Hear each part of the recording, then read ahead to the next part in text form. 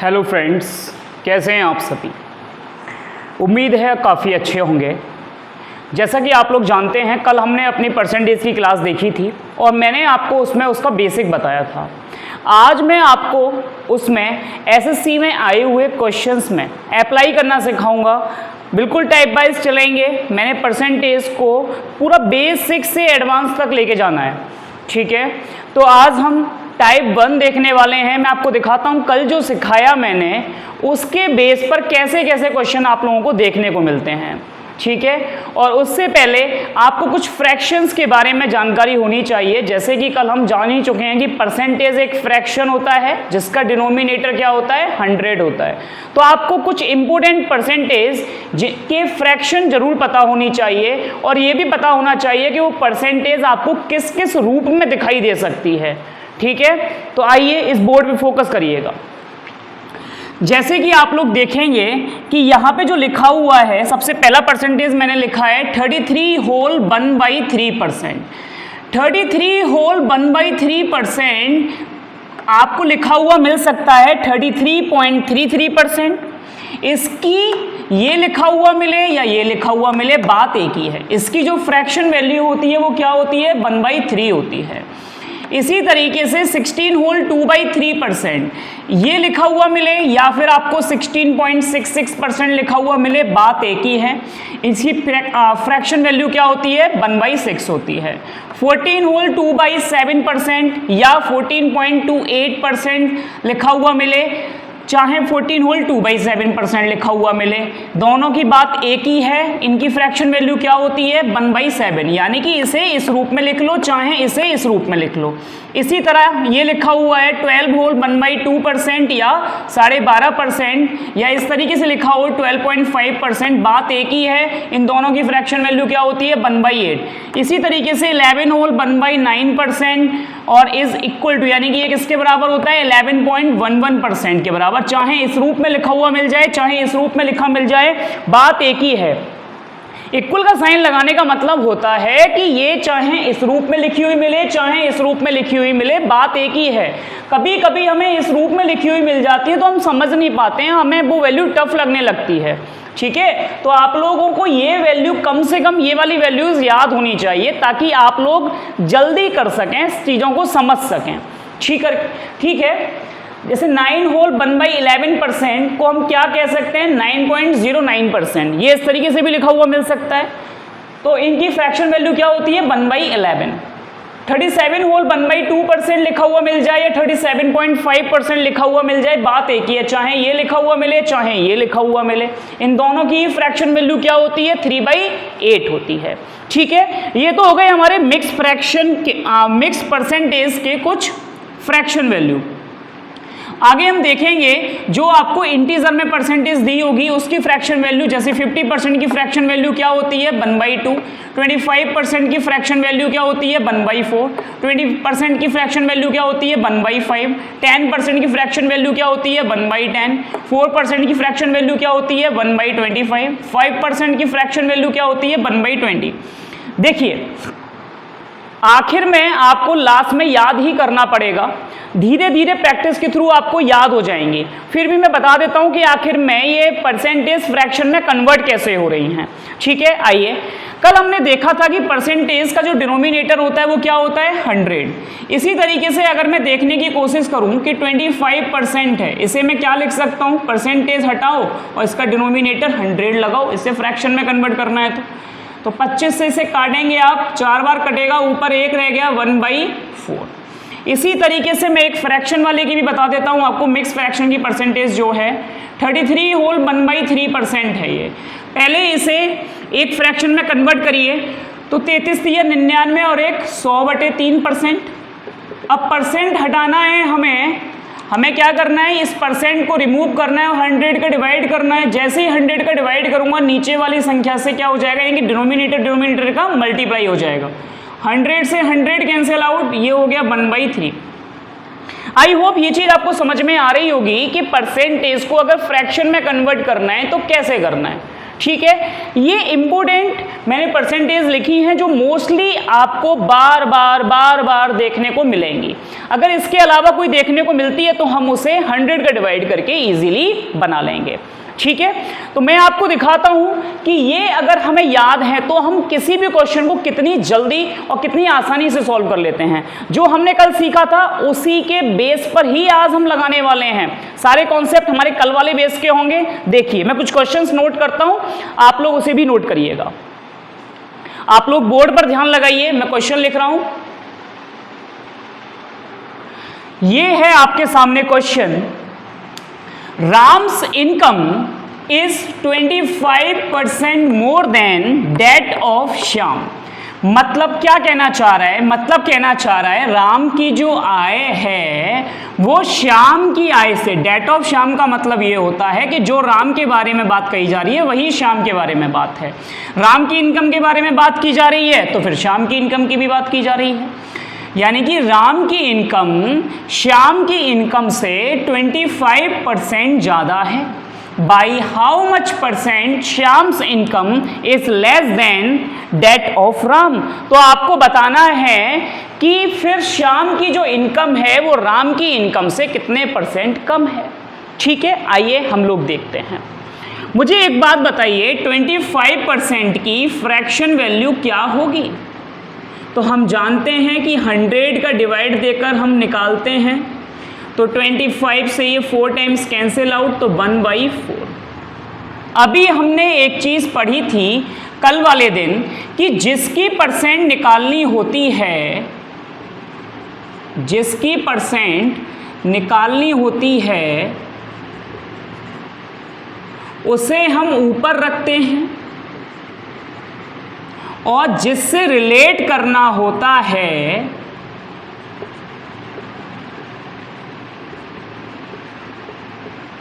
उसे हम नीचे रखते हैं। और परसेंट 100 के रेस्पेक्ट में निकाली जाती है, इसीलिए 100 का मल्टीप्लाई करते हैं। हाँ या ना? इसी तरीके से आप ध्यान रखेंगे, जिसकी बात की जाती है वह ऊपर होता है, जिससे उसे रिलेट किया जाता है वो नीचे होता है। तो मुझे बताइए, बात किसकी की गई थी? राम की इनकम के बारे में बात की गई थी क्या? ना, ऐसे गलती मत करना।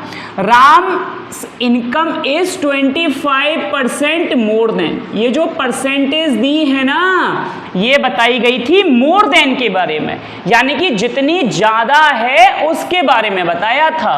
तो इसका मतलब जो ये ऊपर इंफॉर्मेशन दी गई है ये ज्यादा की दी गई है।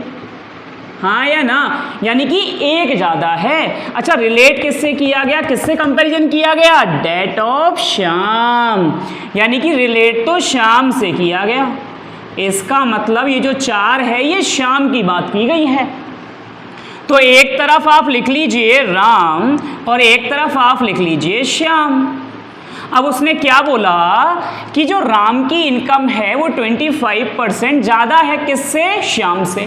इसका मतलब अगर श्याम की इनकम को 4 मान लिया जाएगा तो राम की इनकम उससे 1 ज़्यादा होकर के कितनी हो जाएगी? 5 हो जाएगी। अरे हाँ या ना? जब राम की इनकम श्याम से 25% ज़्यादा है, 25% की जो फ्रैक्शन वैल्यू होती है वो 1/4 होती है।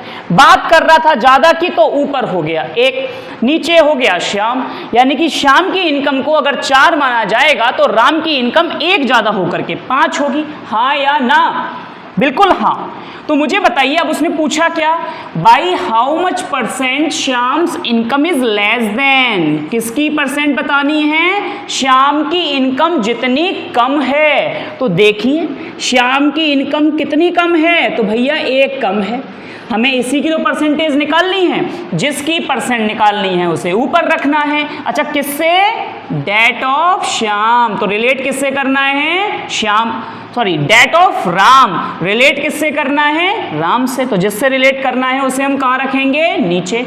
और परसेंटेज तो 100 के रेस्पेक्ट में निकाली जाती है, तो मल्टीप्लाइड बाई 100। तो 5 से अगर मैं इसे काटूंगा तो 20 टाइम्स कटेगा, तो आंसर मेरा क्या होगा? 20%। आई होप ये वाली बात आपको समझ में आई होगी। ये क्वेश्चन हर कॉम्पिटिटिव एग्जाम में पूछा जाता है। कभी भी आप परसेंटेज की शुरुआत करेंगे सबसे पहला क्वेश्चन आपको यही दिख जाएगा। तो मुझे उम्मीद है कि आपको ये वाली बात समझ में आई होगी। आप लोग इसे नोट करिए, मैं जब तक आपके लिए दूसरा क्वेश्चन नोट करता हूं। ये है आपका दूसरा सवाल। Rahul's height is 33.3% less than. अरे बाबा रे बाबा, ये क्या दे दिया 33.33%। Rahul's height is 33.33% less than that of Sonali, यानी कि राहुल की जो हाइट है वो सोनाली की हाइट से 33.33% कम है। By how much percent Sonali's height is more than that of Rahul? मतलब क्या है? ये तो पहले वाला जैसा ही क्वेश्चन है, पर सर ये क्या दे दिया आपने? अरे हमने सीखा था कि 33.33% लिख लो या 33/3% लिख लो, भैया बात एक ही है, हाँ या ना? तो इसको देख करके कंफ्यूज नहीं होना है, चाहे ये आए चाहे ये आए, बात तो एक ही है। इसकी भी फ्रैक्शन वैल्यू क्या होती है? वही जो 33/1/3 की होती है। क्या होती है? 1/3, हाँ या ना? तो फिर से वही बात किसकी कर रहा है? राहुल की हाइट कितनी कम है, तो जितनी कम है ना बात उसकी कर रहा है। तो भैया ये तो ऊपर वैल्यू कम की दे रखी है। अच्छा, रिलेट किससे कर रहा है? डेट ऑफ सोनाली, सोनाली की बात कर रहा है, तो ये रिलेट हो गई सोनाली से। तो फिर से वही दो चीजें लिखिए, एक तरफ राहुल लिखिए और एक तरफ आप सोनाली लिखिए। अब उसने किससे रिलेट किया था? सोनाली से, यानी कि सोनाली की हाइट अगर 3 एज्यूम कर ली जाए तो राहुल की तो एक कम है, एक कम है तो राहुल की हाइट भैया 2 है। इसका मतलब अगर राहुल 2 मीटर का है तो सोनाली 3 मीटर की है, राहुल 2 सेंटीमीटर का है तो सोनाली 3 सेंटीमीटर की है, अगर राहुल 2 फीट का है तो सोनाली 3 फीट की है, हाँ के ना? अब उसने पूछा क्या? By how much percent Sonali height is more than, यानी कि आपको परसेंटेज किसकी बतानी है? सोनाली की हाइट जितनी ज्यादा है। तो भैया कितनी ज्यादा है? तो देखो ना, सोनाली की 3 थी, राहुल की 2 थी, तो कितनी ज्यादा हुई? 1 ज्यादा हुई। अच्छा भैया, रिलेट किससे करना है? डेट ऑफ राहुल, राहुल से रिलेट करना है। तो राहुल की कितनी है? 2। परसेंटेज तो 100 की रेस्पेक्ट में निकाली जाती है, हाँ के ना? तो 2 से कटाइए 50 टाइम्स, आंसर क्या आया मेरा? 50%। बोलो हाँ के ना? समझ में आ रहा है तो भाई लाइक कर दो, हाँ के ना? आप इसे नोट करिए, मैं तीसरा क्वेश्चन दिखाता हूं, उसे भी हम ऐसे इजी तरीके से खत्म कर देंगे। ये रहा आपका अगला question, question number 3। The price of mangoes is 14.28% more than। अरे बाबा रे बाबा, ये क्या दे दिया सर आपने? The price of mangoes is 14.28% more than that of banana। मतलब क्या है? मतलब है मैंगो का जो प्राइस है वो बनाना के प्राइस से 14.28% ज़्यादा है। Okay, by how much percent the price of bananas is less then that of mangoes. Okay, तो हम जानते हैं सर ये कैसे होगा, बट आपने क्या दे दिया, क्यों परेशान करते हैं आप? ओके, परेशानी को दूर करते हैं। अभी हमने पढ़ा था कि 14.28% लिख लो, चाहे 14/2/7% लिख लो, भैया बात एक ही है। ओ सर बात एक ही है, हाँ सर हमें इसका फ्रैक्शन तो याद है, क्या है? 1/7, तो हाँ ना, वही तो लगाना है, और क्या करना है? तो the price of mangoes is 14.28% बोले हैं या 14/2/7% बोले, बात तो एक ही है, बोलो हाँ। तो इसकी फ्रैक्शन वैल्यू क्या है? 1/7 डेट ऑफ बनाना। बात किसके बारे में बताई गई? मैंगोज का प्राइस जितना ज़्यादा है, जितना ज़्यादा है तो भैया ये तो ज़्यादा के बारे में बताया है। अच्छा, ज़्यादा किससे ज़्यादा? डेट ऑफ बनाना। बनाना से भैया, BANANA, बनाना। ठीक है, समझ गए ना आप? बनाना, समझ जाओ।